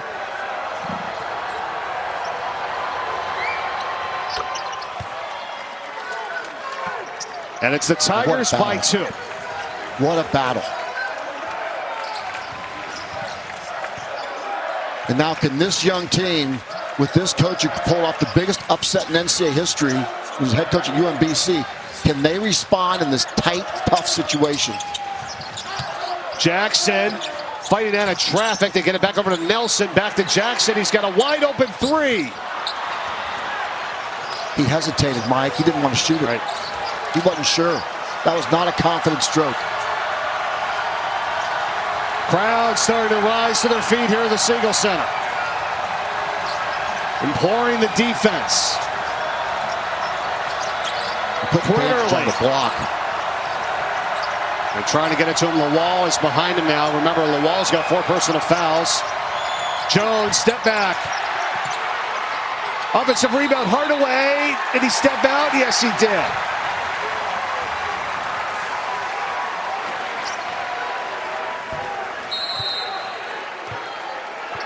Pat Driscoll was right there. He said he's out of bounds. VCU ball, down 2 when we come back. Welcome back. It is Memphis 69, VCU 67. Minute 25 to play in this game here tonight. And there it is, Jaden Hardaway in right there, Mark. But then that left foot, boom, it was right down on the end line. And look at Pat Driscoll, right? Our referee there right on the left side of your screen. He's leaning down. He's looking over. He's all over it. He said, yep, you're out of bounds. So it's going to be VCU possession now. They're going to look at it, though, make 100% sure. But, Mark, what are you thinking here with VCU? You were telling me during the timeout. What do you want to have it? What are you looking for in this offensive possession? Jason Nelson has shown, I think, the best acumen late game of attack mode. Zeb Jackson has looked hesitant to me offensively in the last couple of big possessions. He's capable, but I'm not sure he's confident in that situation. And so Jason Nelson, number 1 in white, and I think Max Shulga also has to step up. Those are the 2 guys that can get in the gaps, they can make plays, they can make their teammates better off the pass, and they can also get the ball to the rim. Those are the 2 guys who I want to see with the ball. Number 1, Jason Nelson, and then Max Shulga, number 11. Going to have to try to overcome that stat you just saw there. 1 for 9 from the field in almost the last 8 minutes. Yeah, that's the 9-10 mark. We're down to a minute 24. So throughout all that, they're only down by 2. And so they've got the ball here. So, Mike, you know what you do? You don't settle. You've got to be tough. You've got to be physical. You got to get the ball to the rim. The only time you take a jump shot, if it's a wide open pass from the 3-point line when the entire defense of Memphis collapses on the ball. Now, also remember in the first half, whenever there was dribble penetration, what did Memphis do? They looked right at the ball, and Lawal was able to sneak along the baseline and dunk it. You've got to attack here. Yeah, 3-point shooting has not been the strength tonight for VCU. They're 5 of 23, 2 of 13 here in the second half. Nelson hands off for Shulga. Well, he puts up a 3 anyhow, and he hits it. Caleb Mills gambled and got burned. Don't mind me. VCU now with a 1-point lead. Thanks. Here's the reset for you. It's VCU by 1 now. They got 2 timeouts left. Memphis with 1 possession arrow favoring VCU. If we get a jump, we got 59.7 seconds to go. Mark, Memphis, what do you got here? You know, for Memphis, look, Jahvon Quinerly is going to make a good decision with the ball. You know that David Jones can take the bump and make a play. But I think Malcolm Dandridge has been a little bit underutilized here in the late game situation. He was bigger, stronger, making space for himself for about 5 minutes here in the second half. And instead of setting screens up top, if he sets that screen, I'd like to see Malcolm Dandridge go down low and create space for himself, get his big backside into a defender, and catch and finish. Jones has 19 points. Mills has 17. Quinerly has 14. And here we go, right to the hole. Quinerly. And they're going to count the basket. Goaltending is the call. Somewhat hard to see with the fans' hand right in our face, so we'll take a look at this angle. Mark. Yeah, Lawal just went up and got it. Has it on the way down.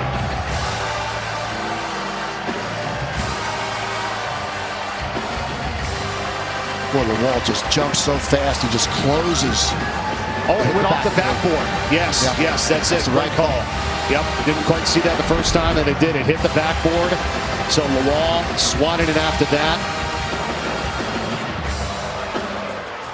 And the call is goaltending.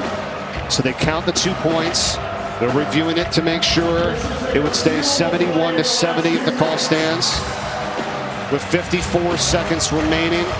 And it would be VCU possession. As they're at the monitor.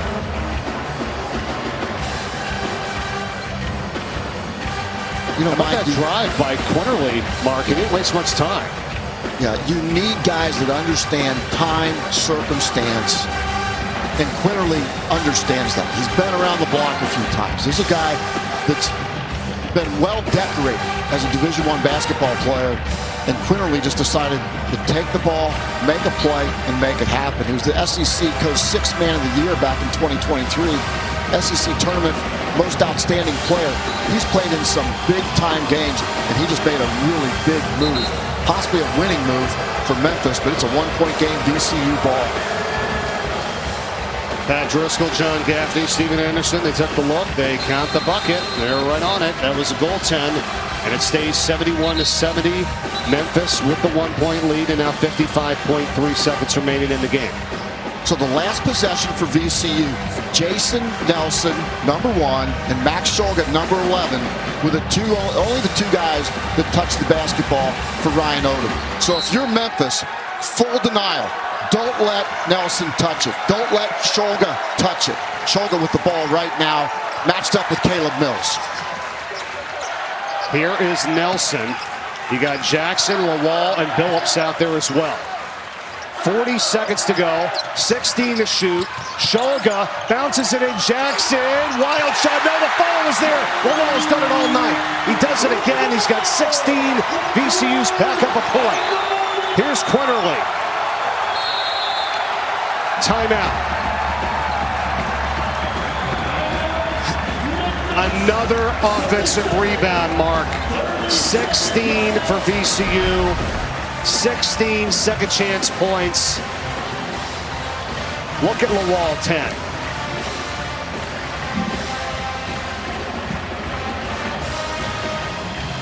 Yeah, Lawal just goes right to the rim. And look, credit Max Shulga for understanding matchup against Caleb Mills. He felt like he could get a half step and get in the paint, and he did it successfully.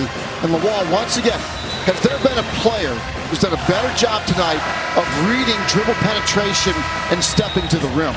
Lawal has done it every single time, either off of dunks along the baseline, or in that case, understanding that the shot was going to come from the baseline, it's going to come off the front of the rim, and he went right to that spot. Well executed by VCU, but it started with Max Shulga.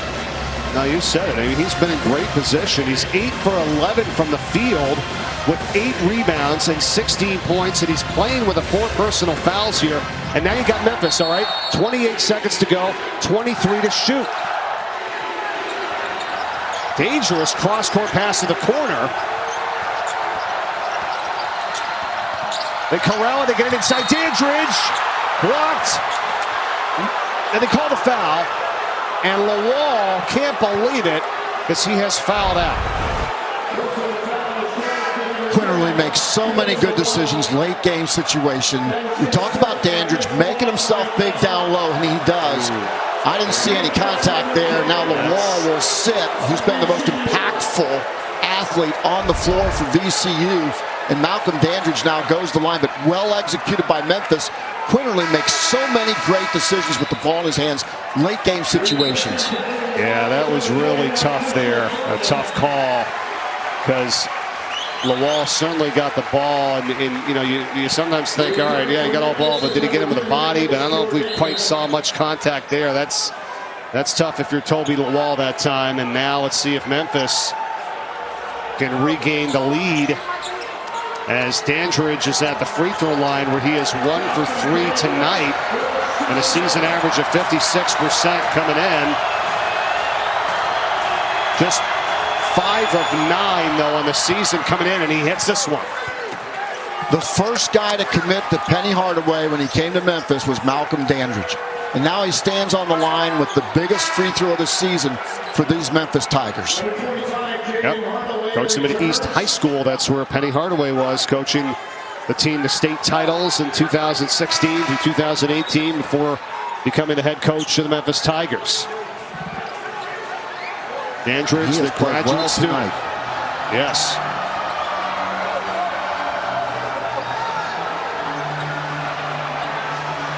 "20 seconds remaining." Let's see what they're looking at right now. It's tied at 72, and Dandridge has one more free throw.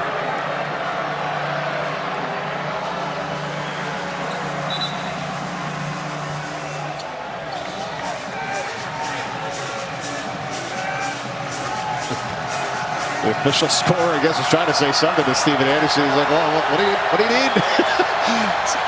This is for the lead here for Dandridge. No. Rebound, Zeb Jackson. Did they call timeout? They do, and VCU will talk it over with 16.8 seconds remaining. Can hold for the final shot and try to get the win here in regulation. How about this game tonight, Mark Adams? Ryan Odom has run the same play the last 2 possessions. It starts with Nelson, and then Shulga goes down and away and comes and gets the ball on the left-hand side, looking for a drive or looking for the 3 ball. I would expect them to come to that same 2-man action between those 2 guards, Jason Nelson and Max Shulga again. Now, but here's the thing. Lawal's not in the game anymore. That's a big-time finisher on the offensive glass. Furman is not nearly as aggressive as what Lawal has been this entire game. Now for Penny Hardaway, it's about keeping the ball out of the hands, and Caleb Mills there on the right-hand side of the split screen. You see him, number 9 in blue. He's been matched up with Shulga. He has to stay in position and deflect the dribble drive, because when VCU gets in the paint, all the eyes of the blue jerseys go to the ball. That's how VCU has scored. Phenomenal matchup here tonight. Memphis out of the American, VCU in the Atlantic 10. We are tied at 72. And the final possession of this game potentially here with VCU. Can they win it? Coming out of this timeout, they do have 1 timeout remaining. Memphis is out of timeouts. Possession arrow again favoring VCU if we get a jump. Leading scorer for them tonight has been Lawal. You talked about, Mark, but he has fouled out. 14 for Shulga, 13 for Billups. They played only 8 players. As we said, they've had some injuries and a few guys out and awaiting return. But for the 8 that have seen action, everyone has scored. Everyone's been involved. Shulga is going to put it in play with 16.8 seconds to go. Jackson. VCU trying to win it here. Jackson to the hole. Misses it. It's long. Rebounded by Memphis with 2 seconds to go from half court. Overtime. Here we come. I thought he had that, Mark. Clear path drive to the basket. He knows it. Zeb Jackson could have ended it right there. Yeah, he's obviously frustrated, and he has struggled in these late game situations. I mean, that is a layup, and the miss by Zeb Jackson. Shulga didn't touch it. Nelson didn't get it. Jackson did. And look, you're learning as you're going, coaching this young team. Who's going to step up? Who's going to make a play? And right there, Zeb Jackson. He'll get another chance on another day, and maybe even tonight in this overtime period, as Memphis can't quite knock it down from half court. But what a game. The American versus the Atlantic 10. What a finish. What a game. And we got more to come. Yeah, I think Jones maybe kind of redirected that a little bit there, possibly at the end for Memphis. And he's the one that took that shot right there, Jones from Memphis. And a little long on that one. And we got overtime coming your way here tonight from Richmond. Memphis trying to stop that little 2-game losing skid, and VCU trying to pick up a huge win here at home. This is kind of what we thought coming in, you know, how close this matchup was, and it's bearing out to be just that. VCU defeated Memphis in overtime look at this, back in 1990, and that was the last VCU home win versus Memphis as well. Mike, how important was Lawal fouling out of this game? Really important. You saw Malcolm Dandridge get the defensive rebound off the Zeb Jackson penetration to the rim. What if Lawal was in this game? Would that have been another dunk for him on the backside? I mean, credit Malcolm Dandridge for going up with two big old paws and knocking and getting that rebound for Memphis, but that kid changed the game as far as how he attacked the rim for VCU. And now we go to overtime. And I think all the advantage goes to Memphis right now.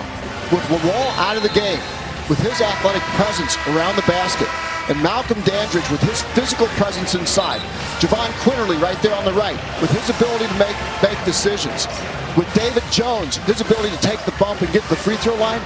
I think Memphis, they've withstood this storm on the road. I give an advantage to them even though VCU's playing at home. I can hear where you're saying that, and there are 4 players in double figures in scoring for the Tigers, led by Jones with 19, Mills is 17, Quinerly's got 16, and Dandridge has 10. And overtime from the Siegel Center. Mike, if VCU was completely healthy, I wouldn't make that prediction. Right. But they're not. They start running out of bodies here pretty quick. Really only 2 players coming off the bench now with Bell and Kwani, and they have not been in quite some time if you're VCU, so I can see what you're saying about getting worn down here. It's a 3-pointer for the Tigers, and they got it. Quinerly with the assist. He makes big plays at big times. So impressed with this transfer from Alabama. He gets Jahvon Walton.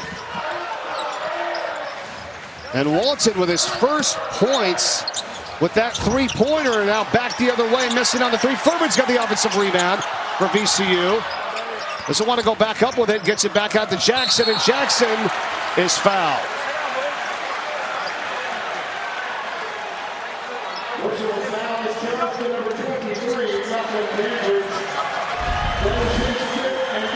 Quinerly just understands game situations. Had a mismatch right there with Furman matched up. Knew he had a quickness advantage. And Jahvon Walton, the transfer from Wichita State. Big shot. Big deuce here as Dandridge has fouled out. So he's done for the night with 10 points and 7 rebounds. But you said it, Mark, the 3 by Walton, that was his first bucket of the night. He was 0 for 3, and then he hits that 3-pointer. How big was that? Here's your foul trouble situation right now as we're in overtime. Yeah, Dandridge fouling out now. Listen, I could say all the same things about what I said about Lawal. Dandridge has played really well and been a physical presence inside for Memphis.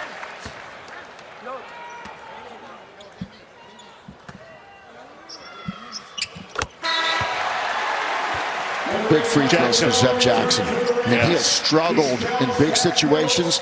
That really helps him confidence-wise coming down the stretch now. He's 31 of 36 on the season from the free throw line here. It's a 1-point game. Oh, and Quinerly throws it away.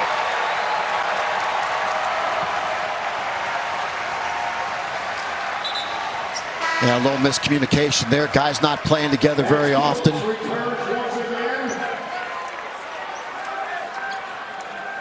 That was a turnover caused by unfamiliarity with each other. That's 16 turnovers for Memphis tonight. There are 12 on VCU. Jackson gets it over to Billups. Shot clock is at 5 for Jason Nelson. Puts it up. Furman couldn't get that offensive rebound. Yep. Shulga wanted to get the ball. Couldn't get it. Totally denied. There's Jones on the spin. Couldn't finish. It's tapped out, but it's right into the hands of Nelson as he leaves behind for Jackson. Shulga for 3. Had a good look at it, Mark. Yeah, Memphis doing a really good job of taking away the offensive glassware.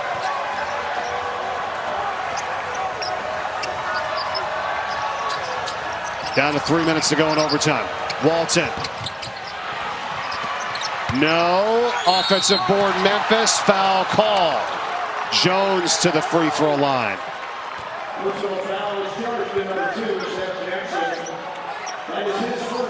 Where David Jones just finds a way to insert himself into a game on a hustle play. We saw it earlier on a loose ball. We see it there where it's a 50-50 ball. Just goes up with two hands, rakes it down, and puts it back up and draws contact. And there he is at the free throw line again. Jones, he must be thinking of his father here tonight in this one. His father, he says, the person he most admired. And he wears number 8 because of his father's birthday, which is on December 8th, 2 days from today. His father passed away earlier this year from cardiac arrest. His father, David, and his son, now with a game high, 21 points, and putting Memphis up by 3, 77-74. 2:45 remaining. Jackson kicks it, 3 for the Tides. Nelson, he's got it.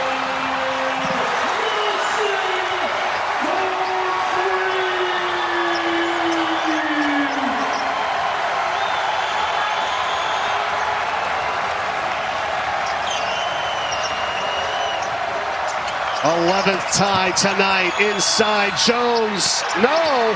Fights for it. Gets his own rebound. Goes up again. No good. Third time. Blocked. It's loose. And Furman corrals it for VCU. Jones wanted contact, wanted the foul, didn't get the call. We play on. VCU scores here. This play's going to explode. It just did a minute ago. Jackson. He's done that a couple times tonight, and he misses on the turnaround. It's that defender going downhill, but couldn't finish. I want Quinerly to make this decision. Either shoot it or find somebody that's open, and they're going 1-4 low. An on-ball screen to give him some space. There Jones back to Quinerly. You called it, Mark. He takes it in, and he's fouled.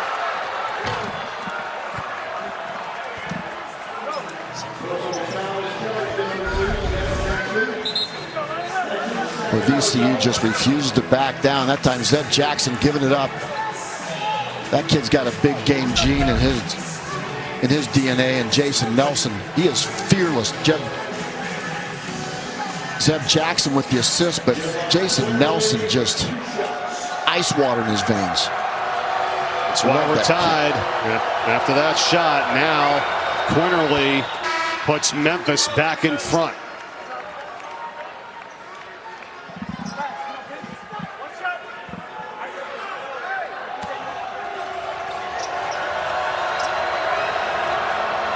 It's like Nick Jourdain back in the game for Memphis.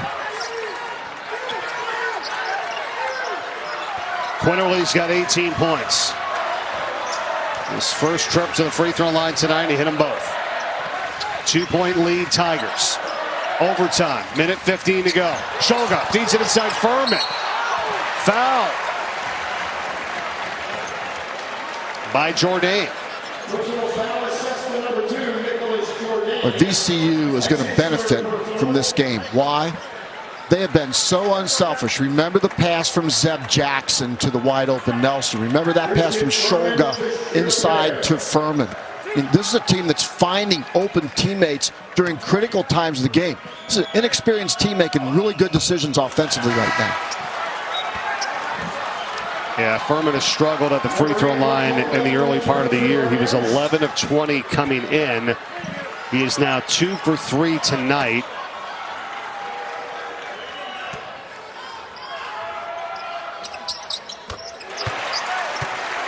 It's 1 of 2. And the Tigers walk it up with a 1-point lead, and the crowd rising to their feet here in Richmond.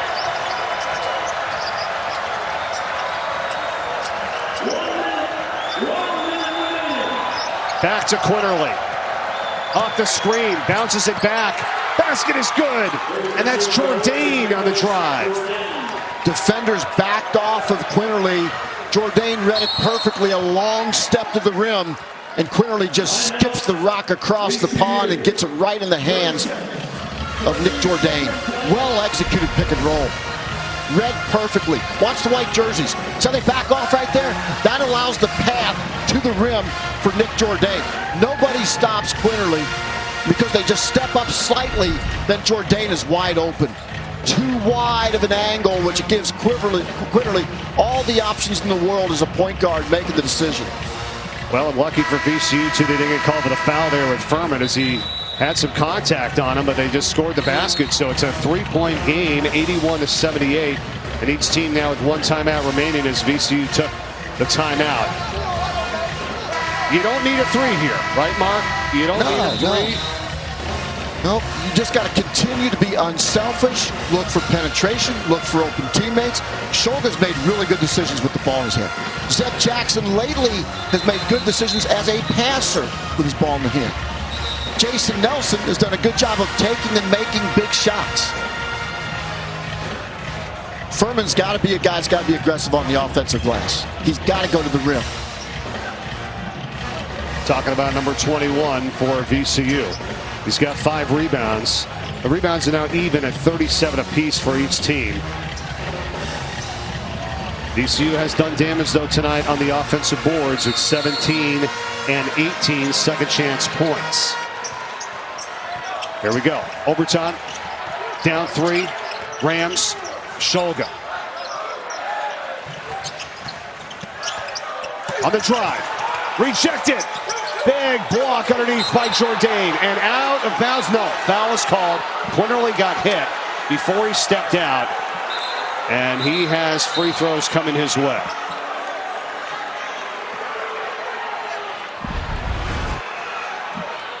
Nick Jourdain played for the Temple Owls.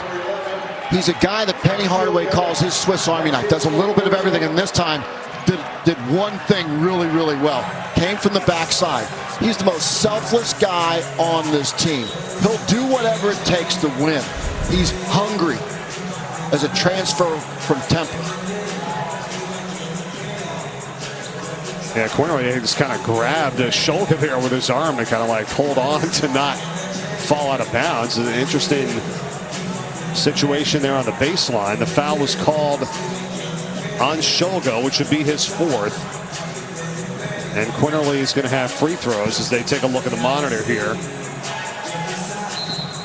I don't think there's anything to change in that situation with 32 seconds left. Here it is again.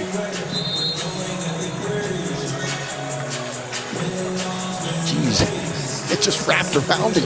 Yeah, I mean, Shulga's like, I don't know, what's the deal here? I mean, maybe if anything, a reach around from behind by Nelson, but either way, the foul was called on VCU. They did call it on Shulga, though. Wow. Yeah. Shulga didn't do anything but stand there and get grabbed in the backside. Right, I know. Quinerly hooked him with his arm.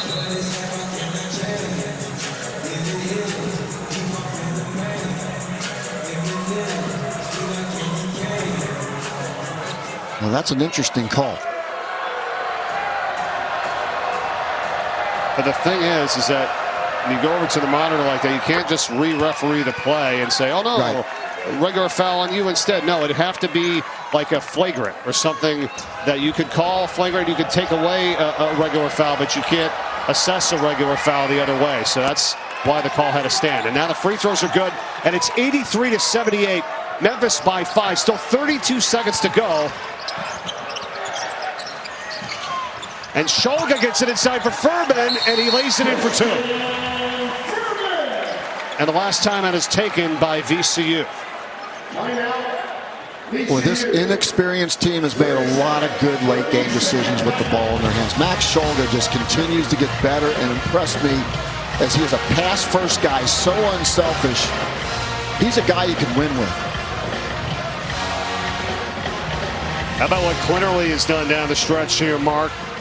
For the Memphis Tigers with 20 points. Poise, patience, intelligence. Jahvon Quinerly has been the leader on this floor. David Jones is a special talent. He loves contact. But Quinerly, he is the heart and soul. He is the brains behind this operation on the floor. You know, a year ago, you had a Kendrick Davis who was a point guard scorer. Quinerly is different. Obviously bigger, sees the floor well, makes everybody better. He's part of this culture, this selfless culture that Penny Hardaway is building at Memphis. He's the major building block. Upon this rock, you're building basketball in Memphis with Jahvon Quinerly. Two really, really good teams here tonight that you're watching. Memphis out of the American, VCU out of the Atlantic 10. I would just say both teams, right, Mark, as the season goes on, you know, you want to be playing your best basketball late. I think that's going to be the case with these two. And a foul is called, and it's going to be on Memphis. It's going to be a push-off, and then they call it on Quinerly here. Let's see. Goes to a foul charge to number 11, Jahvon Quinerly. Yes. Trying to get the ball. Let's look at it. Yes, he goes right into Zeb Jackson. Yeah, he just bulldogs his way through Jackson. The official sees it right along the baseline. Right there we go. It's the right call. Yes, it is. That was John Gaffney right there making the call. And they got it right. And he just plowed right into Jackson and tried to free himself up to get the possession. So now you got VCU inbounding underneath their own basket with 24 seconds to go, down by 3. Well, you know they want to get Shulga the basketball. Caleb Mills matched up right at the bottom of your screen with number 11, Max Shulga. Let's see if they try to get a quick 2 here. Yep, here is Shulga. 15 seconds to go. Stops his dribble, kicks it. Billups with a hand in his face for 3. No, and it's rebounded by Memphis. There's 5 seconds to go. Jones is trying to dribble out the clock, and he's going to be fouled by Billups. Tough possession there, Mark, if you're VCU. And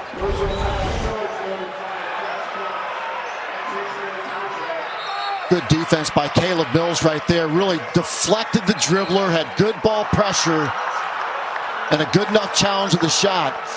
Memphis now 3 seconds away with a 3-point lead. Mark, getting an important win on the road.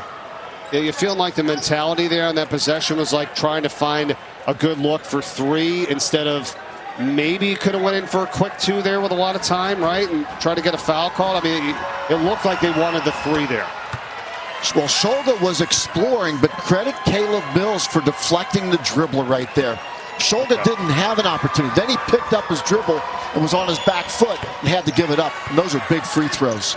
Yep, you're in no man's land at that point. Now with a 5-point Memphis lead, here's Shulga from half court.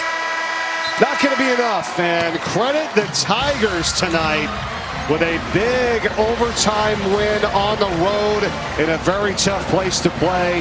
And they win it 85-80 over VCU. Mark.